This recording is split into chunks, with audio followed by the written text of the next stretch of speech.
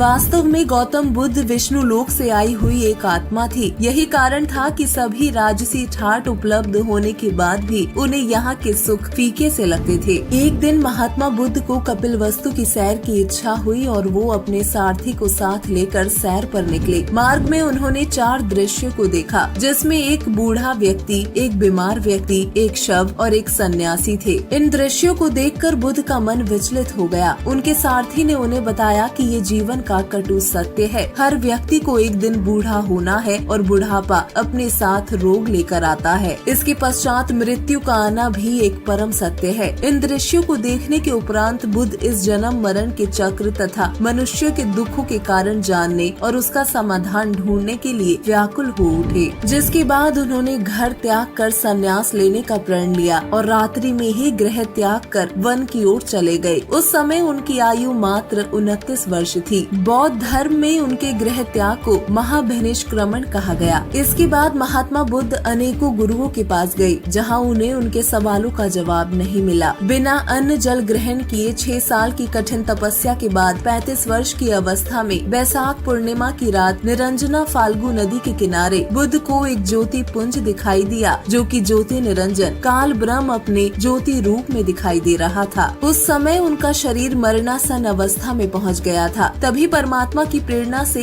एक माई ने उन्हें खीर खिलाई। रोज थोड़ा थोड़ा अन्न ग्रहण करने से बुद्ध की स्थिति में सुधार आया। हालत ठीक होते ही उठकर खड़े हुए और उनका पहला कथन था, starvation could not lead to salvation, अर्थात भूखा रहने से भगवान नहीं मिलता। आपको बता दें, पवित्र गीता जी के अध्याय 3 श्लोक 6 से 8 व गीता अध्याय 5 श्लोक 2 में घर त्याग कर हठ योग यानी तपस्या करने को निषेध कहा गया है और कर्म ना करना यानी कर्म संन्यास की अपेक्षा कर्म करते करते भक्ति कर्म करने को श्रेष्ठ बताया है। तथा गीता अध्याय 16 श्लोक 23 में कहा गया है कि जो व्यक्ति शास्त्र विधि को त्याग कर अपनी इच्छा से मनमाना आचरण करता है, उसे न सुख न सिद्धि प्राप्त होती है और न ही उसकी परम गति होती है।